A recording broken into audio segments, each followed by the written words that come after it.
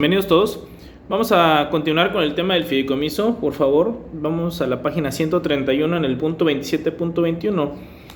Recuerden que estamos hablando sobre el fideicomiso y explicamos que en el caso del comité técnico, dentro del esquema del fideicomiso privado es potestativo, es decir, es opcional, puede ir o no ir. Eso dependerá de lo que decida el fideicomitente, pero en el caso del fideicomiso público, el comité técnico es obligatorio. Entonces vamos a ver, más allá de saber que es obligatorio, que debe estar siempre, quiénes lo integran, ¿no? Entonces, por favor, punto 27.21, en la parte inferior de la página 131. El artículo 80 de la Ley de Instituciones de Crédito no logró llenar el hueco jurídico existente en torno a esta figura, ya que la legislación vigente, tanto mercantil como administrativa, la mencionan sin definirla. Al respecto, el citado artículo, en su último párrafo, insinúa la posibilidad de que en la constitución del fideicomiso o en sus reformas se contemple la integración de un comité técnico, el cual podrá actuar según las tareas que se le asignen, y además agrega que la fiduciaria queda libre de toda responsabilidad cuando actúe conforme a los dictámenes o acuerdos emitidos por dicho órgano. Aquí estamos hablando precisamente en base a lo que es la Ley de Instituciones de Crédito, si nos referimos obviamente al fideicomiso privado y cómo funciona. Ahora, viene lo importante para efecto de la materia. En el ámbito de la administración pública, la Ley Federal de las Entidades Paraestatales dispone las bases conforme a las cuales se deberá ajustar el comité técnico, en primer término en cuanto a su integración y en segundo lugar en lo que se refiere a competencia y funcionamiento. Por su parte, la Ley Orgánica de la Administración Pública Federal prevé que en todos los casos la Secretaría de Hacienda y Crédito Público será el fideicomitente único del gobierno federal. En conclusión, según la ley, es obligatoria la existencia del comité técnico en los fideicomisos públicos, en el que habrá un representante de la Secretaría de Hacienda y Crédito Público, uno de la fiduciaria y otro de la coordinadora de sector. Bueno, ¿cómo debemos entender esta parte? En el segundo párrafo que leímos, que es lo referente a la materia administrativa, nos explica aquí el texto que el fideicomiso público tiene, o que dentro del fideicomiso público debe existir de forma obligatoria un comité técnico, que siempre, ya lo habíamos explicado, en materia federal, la Secretaría de Hacienda y Crédito Público será el fideicomitente y que por lo tanto quienes integren este comité técnico van a ser tres. Un representante de la Secretaría de Hacienda y Crédito Público, que a final de cuentas es un representante del fideicomitente. Un representante de la institución fiduciaria y por último un representante de la coordinadora de sector. ¿Cómo debemos de entender o dónde está la lógica de por qué estos tres representantes? Si hablamos de un representante de Hacienda y Crédito Público, es un representante del fideicomitente, es decir, del quien está transmitiendo los recursos que se van a manejar. De la institución fiduciaria, un segundo representante en este caso de la institución fiduciaria, porque es precisamente quien lleva la responsabilidad del manejo de los recursos. Y como tercer elemento, un representante de la coordinadora del sector, porque recuerden que el fideicomiso tiene que dirigirse a algún objetivo en específico, que obviamente debe ser tutelado por una secretaría cabeza de sector referente a la materia que diga el fideicomiso. Si estamos hablando, por ejemplo, anteriormente yo les comentaba que con la existencia del fideicomiso para el tema de los desastres naturales, entonces tenía que estar la secretaría, en su momento la Secretaría de Gobernación, atendiendo los temas de protección civil y por lo tanto la coordinadora del sector tenía que opinar sobre el manejo de los recursos. La fiduciaria porque era quien los manejaba y la Secretaría de Hacienda porque es el fideicomitente, es decir, es quien va a transferir los recursos. Entonces, los tres elementos que interfieren o que intervienen, mejor dicho, en el tema principal, pues tienen que participar. ¿Quién va a transmitir los recursos? ¿Quién los va a estar manejando? Y por último, quien conoce del tema para el cual es objeto el fideicomiso. Entonces, repito, el comité técnico es obligatorio en los fideicomisos públicos y está integrado siempre por un representante de Secretaría de Hacienda y Crédito Público, que es el fideicomitente, un representante de la institución fiduciaria y un representante de la Secretaría Coordinadora de Sector. Esos son los tres que van a constituir el comité técnico, que siempre es obligatorio en un fideicomiso público. Ahora, en el punto 27.2 nos van a hablar cuáles son las normas que rigen el comité técnico en los fideicomisos públicos. Ahí solo les pido por favor que subrayen las leyes que van a poder, donde podemos encontrar todo el manejo de lo que es precisamente el comité técnico, que es la Ley Federal de las Entidades Paraestatales, la Ley Orgánica de la Administración Pública Federal y la Ley Federal de las Entidades Paraestatales. Subrayenlo por ahí, por favor. están en letras cursivas. Ahí lo que vamos a encontrar es precisamente los articulados que hacen referencia al manejo del fideicomiso del comité técnico dentro de un fideicomiso público. Es decir, aquí el autor solamente lo enlista, no explica más a fondo. En el 27.23 ya vamos a tocar el tema que en la lección anterior hablábamos de los delegados fiduciarios especiales. Habíamos visto a los delegados fiduciarios normales, es decir, los que dentro de un fideicomiso privado va a quedar precisamente establecido por parte de una institución fiduciaria, es decir, por un banco. En este caso le van a llamar delegados fiduciarios especiales. Entonces vamos a ver de qué se trata, por qué a unos llamarlos normales y por qué a estos llamarlos especiales. Para realizar su operación fiduciaria, las sociedades bancarias cuentan con funcionarios a los que en el medio se conoce como delegados fiduciarios, que son quienes se encargan de la gestión del fideicomiso. Subrayen esto, son los que se encargan de la gestión del fideicomiso, gestión por la cual responden directa e ilimitadamente. Un equivalente a esos funcionarios en el caso de los fideicomisos públicos lo encontramos en los denominados delegados fiduciarios especiales. Es decir, un equivalente al delegado fiduciario normal, que es en los fideicomisos privados, dentro del fideicomiso público se va a llamar delegado fiduciario especial. Por lo común, encargados de la gestión del fideicomiso, es decir, la misma tarea, la gestión del fideicomiso, la cual incluye ejecutar los acuerdos emitidos por el comité técnico. La Ley Federal de las Entidades Paraestatales utiliza el término delegado fiduciario sin el agregado de especial, como supondría la costumbre operando dentro del Poder Ejecutivo. Bueno, entonces aquí lo que nos está comentando es que el delegado fiduciario especial realiza tareas determinadas en la gestión del fideicomiso. Se le llama especial para distinguirlo del normal. El normal es el que se da en el fideicomiso privado, el delegado fiduciario especial es el que se da dentro de un fideicomiso público, aunque aquí nos dice que en la ley en general, la Ley Federal de Entidades Paraestatales, nada más habla de delegados fiduciarios. Ahora, ¿dónde vamos a encontrar la diferencia? A través de la lectura del punto 27.24. En nuestra opinión, no existen elementos de juicio que nos permitan establecer diferencias sustanciales entre ambos, es decir, entre el delegado fiduciario especial y el normal.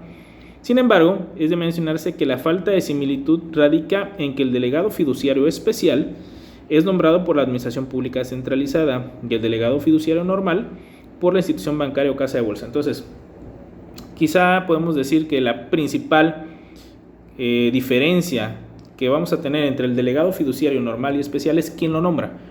En el caso del delegado fiduciario normal, lo va a nombrar una institución bancaria y estamos en presencia de un fideicomiso privado.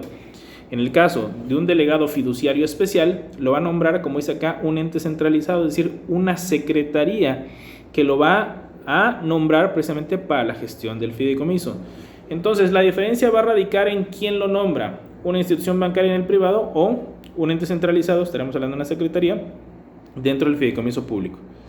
Los delegados fiduciarios especiales constituyen una clase de delegados fiduciarios y se distinguen de estos en que aquellos son nombrados por la gestión de un fideicomiso público o estatal, lo que ya les comentábamos, ¿no?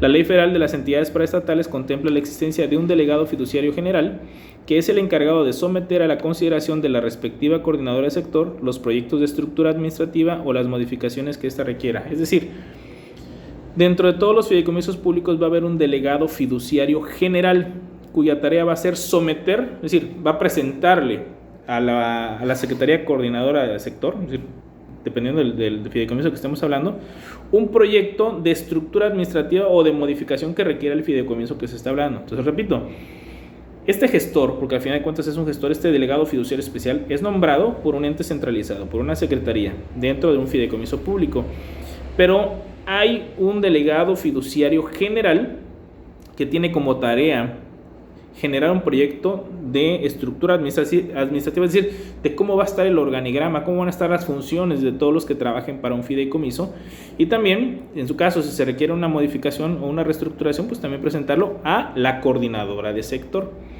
Y pues obviamente estamos en presencia de que la coordinadora de sector generalmente es la que va a asignar a un delegado fiduciario. Entonces, esa es la diferencia entre los delegados fiduciarios normales y los especiales. ¿Quién los nombra? En el caso del delegado fiduciario especial, que es el que nos objeto de la materia, es precisamente un ente centralizado porque pertenece al fideicomiso público. En el 27.25 nos hablan del registro del fideicomiso público. Esto es algo simple. Dice lo siguiente: en su carácter de entidad de la administración pública paraestatal, el fideicomiso gubernamental debe ser inscrito en el registro público que lleva la Secretaría de Hacienda y Crédito Público. Entonces, para que un fideicomiso público sea tal, debe quedar inscrito ese fideicomiso público en el registro público que lleva la Secretaría de Hacienda, con la idea de tener este orden legal, esta normatividad y este principio de seguridad jurídica de que el fideicomiso que estemos hablando precisamente cumple con todos los requisitos que marca la ley. Repito, todo fideicomiso público debe estar inscrito en el registro público que lleva la Secretaría de Hacienda y Crédito Público. A partir de ahí les van dando un listado de los fideicomisos que en el 2011 existían en nuestro país. Actualizándoles, yo ya les comenté que ya tenemos muchos más, por supuesto. Muchos han hablado de que se ha abusado de la figura del fideicomiso. Precisamente la actual determinación que ha tomado nuestro gobierno de desaparecer 109 fideicomisos es porque comentaron que se prestó a manejos corruptos por parte de los que integraban precisamente estos fideicomisos o quienes manejaban los fideicomisos, de tal suerte que desaparecieron o van a desaparecer 109, pero quedarán otros tantos más. Significa que precisamente el fideicomiso funciona. Lo que estaba funcionando mal precisamente era el mecanismo en el cual se liberaban los recursos y habían, según lo que está comentando nuestro actual gobierno, muchos desvíos de esos recursos, obviamente sustentado en la corrupción. Entonces, repito, el fideicomiso público o los fideicomisos públicos que tenemos en la actualidad no necesariamente van a coincidir con los que aparecen acá.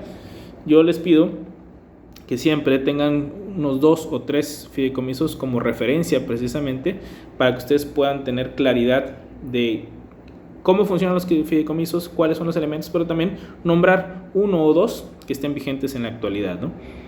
Ahora, vamos al punto 27.26. El fideicomiso no posee personalidad jurídica propia. El título nos puede parecer, el título es una afirmación, pero es una afirmación por parte del autor, y aquí es donde viene la parte doctrinal. Si una paraestatal dijimos que tiene personalidad jurídica propia y un fideicomiso público es parte de los paraestatales, por lógica podríamos decir entonces tiene personalidad jurídica propia. Lo que hace aquí el autor del libro es un análisis y una crítica respecto a esto, porque al final de cuentas nos deja manifiesto que él no está de acuerdo en que se diga que se tiene personalidad jurídica propia solo por ser una paraestatal. Al contrario, él dice lo que en el encabezado está estipulado: el fideicomiso no posee personalidad jurídica propia. Pero quiero que lo entendamos así, tenemos que centrarnos en total, al final de cuentas, en lo que dice la ley. Unos opinan, como el autor, que dice, no puede tener personalidad jurídica un fideicomiso si es un acto mercantil, si es un contrato. Es tanto como decir, el contrato de compra-venta tiene personalidad jurídica propia. No, quien tiene personalidad jurídica propia será el comprador y el vendedor, pero el contrato en sí no tiene personalidad jurídica propia. Un contrato de arrendamiento igual. Entonces él dice, si estás generando un fideicomiso, no le puedes dar personalidad jurídica propia al fideicomiso. En su caso, a la institución fiduciaria. ¿Por qué? Porque es quien va a manejar los recursos. Entonces, lo que opina el autor es que el fideicomiso no tiene personalidad jurídica propia, pero empieza diciendo que hay otra corriente que dice lo siguiente: si el legislador colocó a los fideicomisos públicos dentro de las entidades paraestatales, entonces tácitamente le está asignando la personalidad jurídica propia. ¿Qué es esto?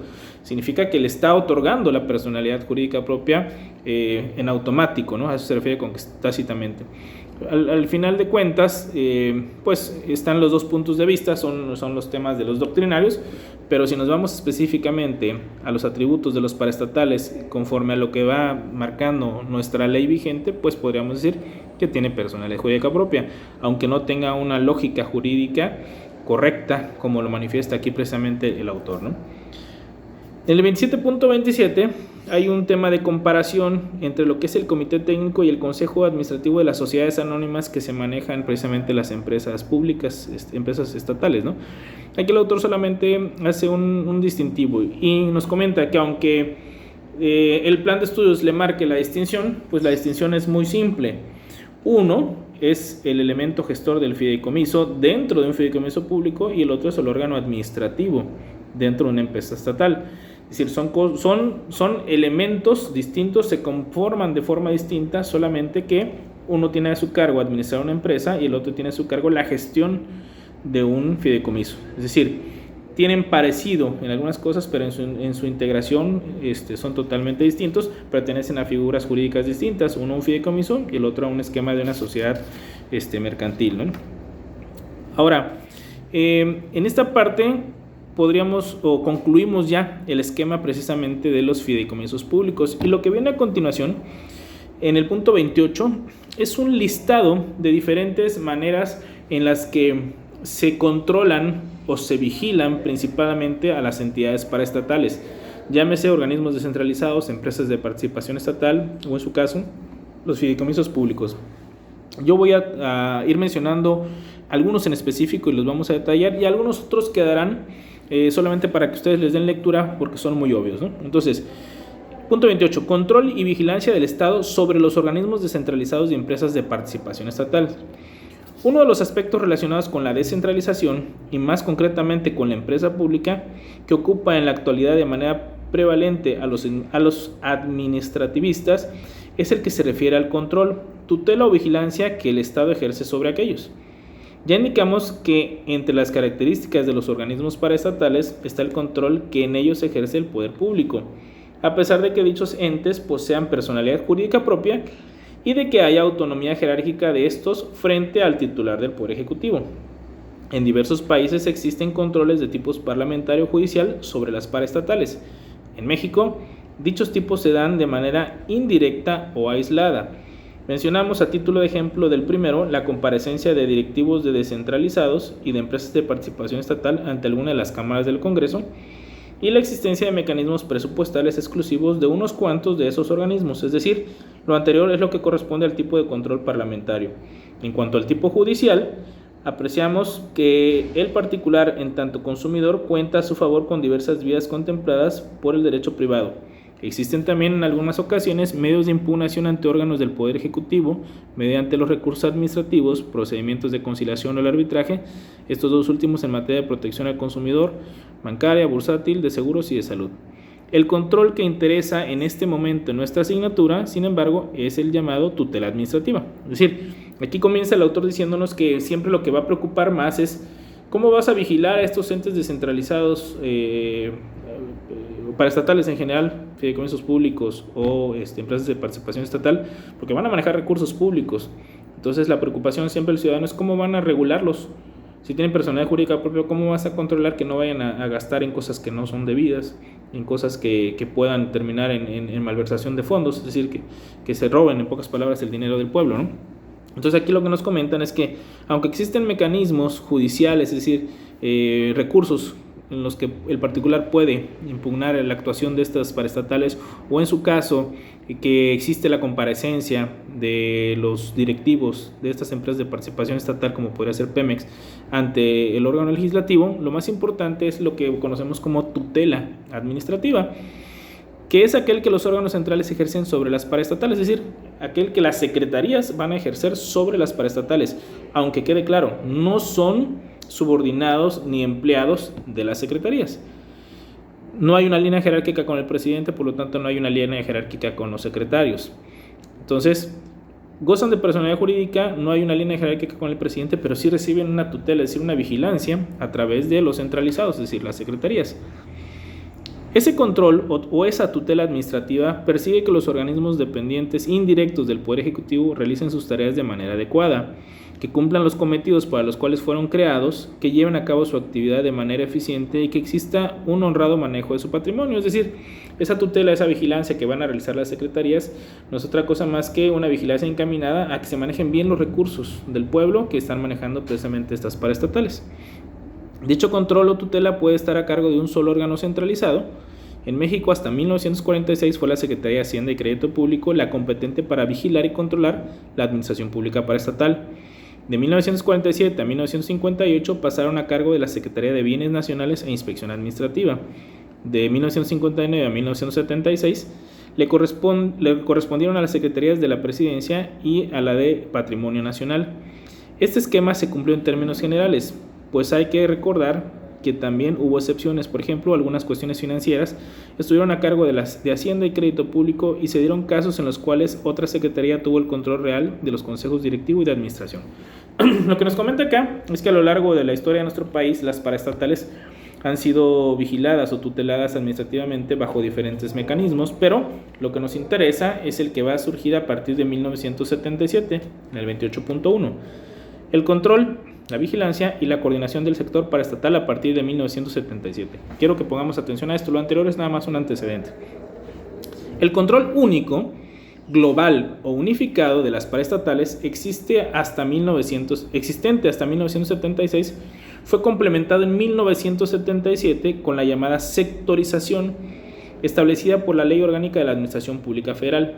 La citada ley, que entró en vigor el 1 de enero de 1977, introdujo en el derecho mexicano vigente el sistema de control o tutela difuso o especializado, conocido como sectorización. Subrayen esto, por favor.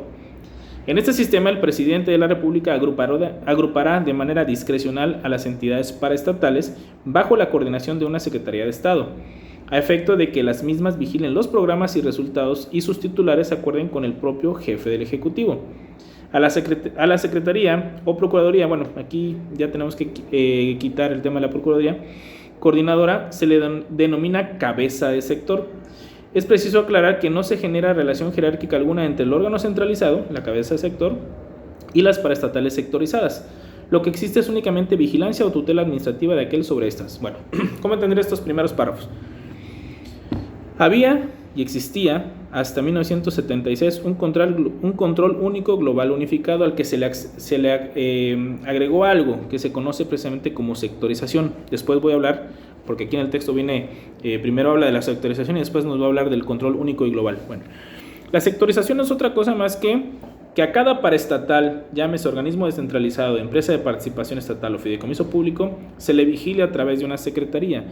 ¿Qué secretaría? La Secretaría Cabeza de Sector. El presidente de la República va a ir colocando a cada paraestatal bajo la tutela de la secretaría que él designe, con la lógica de entender que cada sector tiene un rubro, ¿no? Es decir, el sector energético, bueno, la Secretaría de Energía se tendrá que ser la cabeza de sector de Pemex y CFE. Si nos vamos a temas de educación, bueno, que sea la Secretaría de Educación Pública. Temas de salud, que sea la Secretaría de Salud. Si es un tema sobre el sector comunicaciones, bueno, que sea la Secretaría de Comunicaciones y Transportes. Entonces, todas las paraestatales van a quedar agrupadas por una designación del presidente de la República bajo la tutela de una cabeza de sector, de una Secretaría de Cabeza de Sector. Y estas secretarías a su vez tendrán que vigilar, es decir, tutelar que los recursos públicos que se están manejando ahí y que el objetivo para el cual fue creado precisamente esa paraestatal cumpla con su tarea.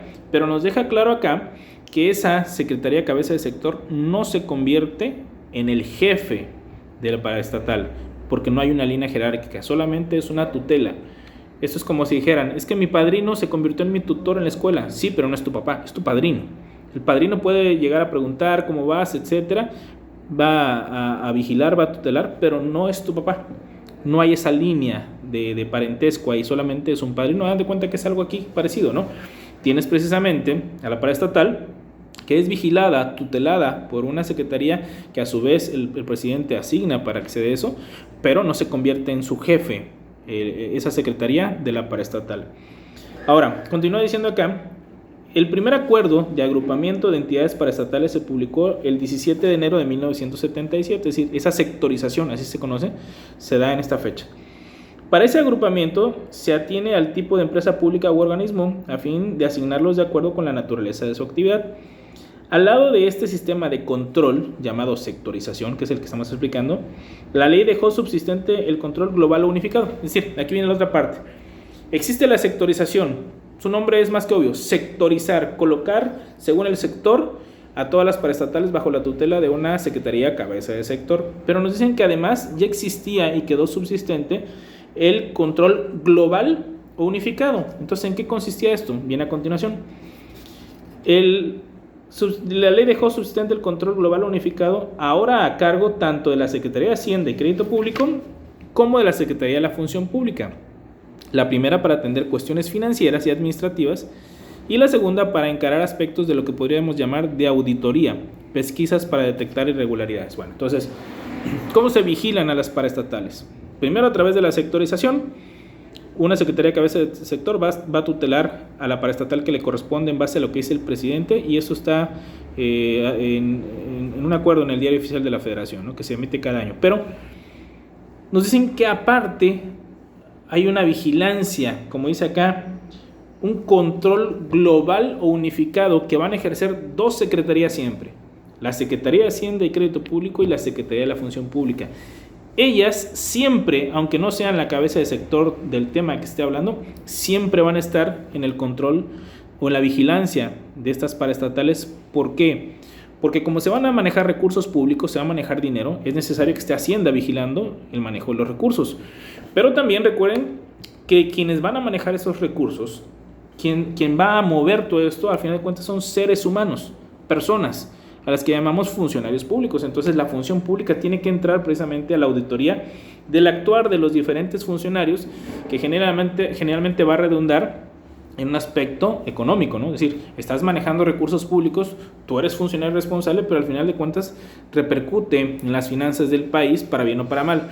Entonces, la Secretaría de la Función Pública lo que va a hacer precisamente son las auditorías de el día a día del funcionamiento, de las facultades, de todo lo que ha trabajado los diferentes funcionarios públicos que pertenecen precisamente a las paraestatales. Entonces, repito, ¿cómo se controlan a las entidades paraestatales en la actualidad? A través de la sectorización, que es una secretaría de cabeza de sector, vigila el actuar de las paraestatales que están en su sector, en su rubro, pero además todos los paraestatales, sin excepción, van a tener un control global unificado a cargo de dos secretarías: Secretaría de Hacienda y Crédito Público para el manejo de los recursos y Secretaría de la Función Pública para el tema de auditorías en el ejercicio de la función que realizan o que deben realizar todos los empleados o todos los funcionarios que trabajen dentro de las paraestatales. Ahora, lo que viene a continuación es lo que yo les comentaba, que íbamos a obviar un poco. Sí es parte de la materia, pero realmente es nada más enunciativo. Son otros mecanismos bajo los cuales se va a ir precisamente controlando las paraestatales. Ley Orgánica de la Administración Pública Federal, bueno, pues por supuesto, todo lo que diga la ley ahí va a ir desglosando cómo son los controles de las diferentes paraestatales. El 28.3 sí es importante que hagamos un poquito la pausa, dice: acuerdo que agrupa por sectores a las entidades de la Administración Pública Paraestatal. Para efecto de que se dé esta sectorización, tiene que haber un principio de legalidad que respalde de que una secretaría debe tutelar a una paraestatal, no nada más al antojo de, yo quiero esta y esta, no. El presidente tiene que emitir precisamente un acuerdo en la que va a decir cada año qué secretaría tutela a qué paraestatal. Y entonces, dicho acuerdo fue expedido el 2 de septiembre de 1982 y es mejor conocido como Acuerdo de Sectorización. El mismo define, de conformidad con los artículos 48 y 49 ya mencionados de la Ley Orgánica de la Administración Pública Federal, los distintos sectores de la Administración Pública Paraestatal, es decir, cuáles van a ser los sectores, y se los asigna a las secretarías. Dice Procuraduría, eso hay que tacharlo, de acuerdo con sus competencias. Les corresponde coordinarlas, de ahí la denominación de coordinadoras de sector o cabeza de sector. Es decir, en este acuerdo se dividieron los sectores y se le asigna a una secretaría coordinar cada uno de estos sectores. Es decir, le vas dando certeza jurídica, ¿no? ¿Qué sector y quién coordina ese sector? Es muy obvio, muy lógico, ¿no? Lo que hemos dicho. Tema de energía, Secretaría de Energía. Anualmente, y esto es lo importante, con base en la Ley Federal de las Entidades Paraestatales, la Secretaría de Hacienda y Crédito Público da a conocer una relación de entidades paraestatales de la Administración Pública Federal. Esta lista se publica en el Diario Oficial de la Federación a mediados de agosto y es una forma de actualizar los datos de la sectorización. ¿Qué debemos entender? Las paraestatales pueden ser más o menos a final de cuentas, ¿no? Pueden ir variando. Aquí lo importante es que entendamos que cada año se tiene que emitir un acuerdo que se publica en el Diario Oficial de la Federación a través de Secretaría de Hacienda y se coloca ahí el nombre de todas las paraestatales que están y obviamente se explica bajo qué sector están cada una de ellas y así se le da certeza jurídica.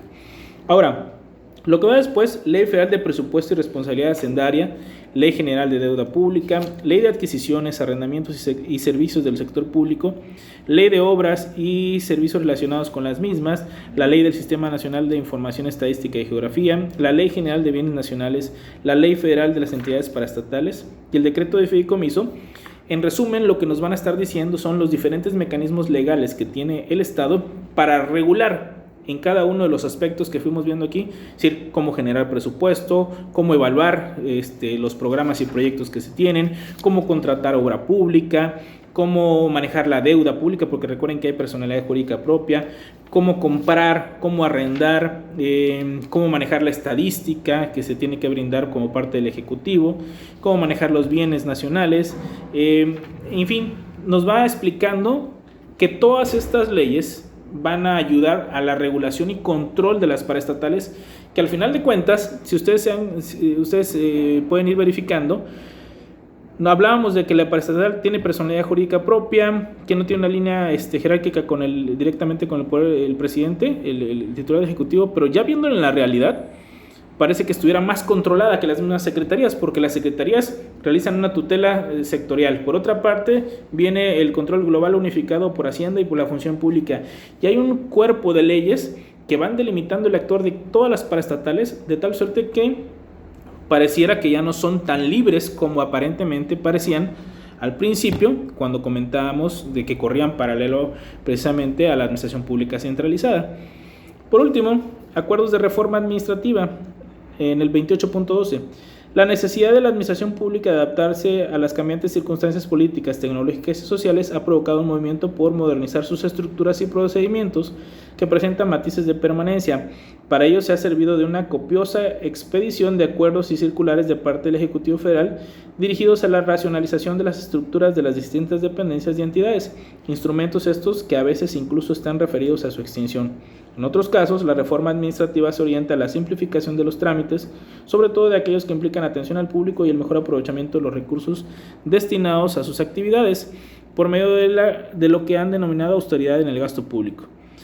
En ciertos momentos, esas disposiciones se han contemplado en el decreto por el que se aprueba el presupuesto de egresos de cada año. Bueno, en resumen, aquí nos dice que los controles están en las diferentes leyes, pero que también existe o ha existido una intención de generar austeridad en los manejos de los recursos dentro de las paraestatales, precisamente incluyendo con lo que es la ley el presupuesto de egresos de cada año. Pero en resumen, quiero que entendamos, porque aquí concluye el tema de las paraestatales, tienen personalidad jurídica propia, no tienen una línea jerárquica directa con el presidente de la República, pero en la realidad los controles son tantos que parecieran